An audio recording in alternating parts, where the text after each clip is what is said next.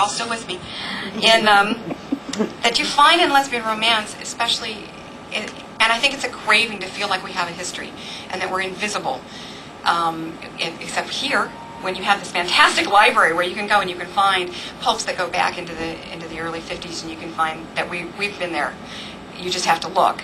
We've been the spinsters and the maiden aunts and overlooked in a lot of literature. But there is starting with Penny Hayes back in Nyan Press, a lot of you will have read Penny Hayes and stories like Yellow Throat. Yeah. She single-handedly kept the idea of a lesbian Western alive. And there's also the growing number of historic fiction where you get strong lesbian characters set in a very believable historic framework. It's no longer quite that fantasy element. You have to suspend a lot of disbelief. It's that you believe these characters could have lived in that time. And so I was going to read two shorter pieces. The first one is from Cowboys Kisses, which is a novella in a collection called Tall in the Saddle.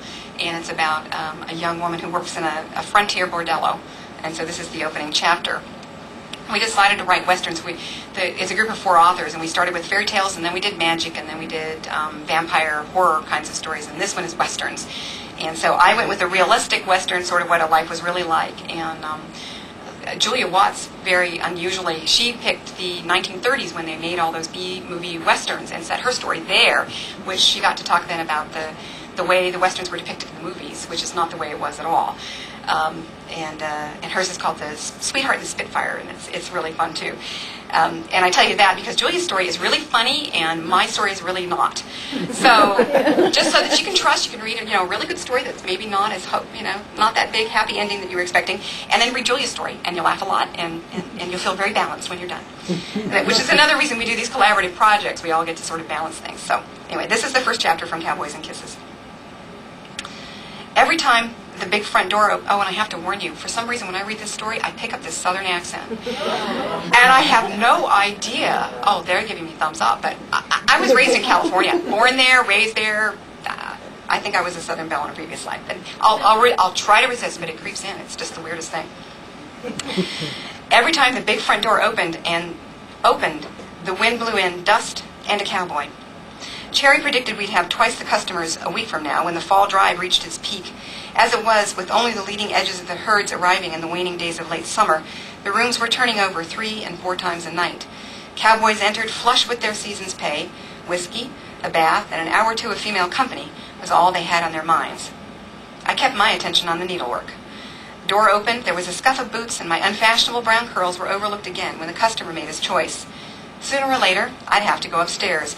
Cherry wasn't running a sanctuary. She told us all that more than once, and I had no wish to have her do the picking for me. The next time the wind blew in a customer, I stole a quick glance. Not a cowboy this time, a local. Jeannie caught his eyes with a decisive gesture that warned the rest of us to keep our places. Like most locals, he no doubt wanted what a missus had no time or energy to give, a sympathetic ear and a quick tumble. I'd not minded being his choice. Ginny smiled and laughed all the way up the narrow stairs, her lively face a contrast to the faded roses in the wallpaper.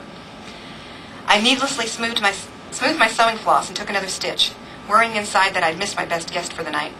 There were locals who weren't nearly so easy to please. With the beginnings of the cattle drive in town, there were also strangers whose needs were unknown and hard to anticipate. I showed ample curves as I worked under the brightest lamp, but compared to some of the other girls, I was not private livestock. Otis, the colored boy who fetched water and whiskey but sometimes played the piano in the evenings, paused momentarily, then resumed his Johnny tune as Angel lounged near the keys. Given a choice, what customer wouldn't pick Angel, with her shining blonde curls, her air of innocence, and her exuberant smile? She'd been here a year, and it didn't show. This cattle drive was the 4th I'd seen, and at 17 the years that didn't show in my face were revealed in my eyes. Angel was a nice enough girl. She drew customers easily, had worked her way to the best room in the house, and could take off her blood days even. Since talking wasn't what most guests wanted, few realized she was not just illiterate. Most of the girls couldn't read or cipher, but stupid as well. Her common sense could fit in a pea. As Cherry said, she'd known Turkey smarter than Angel. No turkey ever made Cherry the money that Angel did, however, and in this place, that was what counted. I had all my brains, and what did they get me? If I didn't have some additional use because I knew my letters and numbers, my earnings would not be enough to pay for the room where I made my money. As it was, my meals were curtailed, both from my lack of earnings and because Cherry was certain I would grow fat the older I got. Curves were valued at bosom and hip, but not at the waist. The door blew open again, and I looked up, too wary to actually hope for another local man like Ginny's. The cowboy was on the small side, saddlebags and coiled whips slung over one shoulder, very dirty, but as full of bravado as a lot of them. Along with a gust of dust, the air was now laden with the strong stink of horse and cow. A few of those swaggering steps inside the parlor, however, and I knew that I wanted that dark gaze to seek out mine. But like so many, it turned instead to the yellow curls and voluptuous promise that Angel offered as she leaned over the piano. Otis didn't know Chopin from Mozart, but I could hum a little of something and he'd pick it up right away and make it a tune of his own. I sometimes wished I remembered more from my family years to add to his repertoire. Mostly he played campfire tunes and church music everyone knew, at a joyful pace that added to the sparkle of the lamplight. Just then the tune was sweet as Angel's expression. The new cowboy came to a stop mid-room. A glance at Cherry, who nodded permission, brought an easy nod in return. Otis stopped playing as the cowboy took 2 steps nearer to Angel. With a charming half-bow, the cowboy gestured at Otis, but never stopped looking at Angel, who was smiling back an anticipatory yes. The girl hadn't a brain in her head, and likely didn't know what I, and Cherry no doubt, had figured out at the cowboy's first step. "Please," the cowboy said to Otis in a voice thickened by trail dust, "if music be the food of love..." Angel simpered. Otis looked confused. My needlework tightened my hands, I said, "If music be the food of love, play on." The cowboy swung round to face me.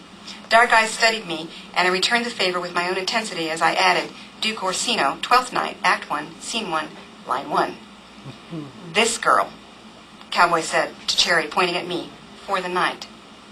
And I took her upstairs. I love that short story, and I was really proud of the way, novella, I was really proud of the way it turned out. Though I will warn you, it has a different kind of happy ending. Not all that, well, no, I won't go there.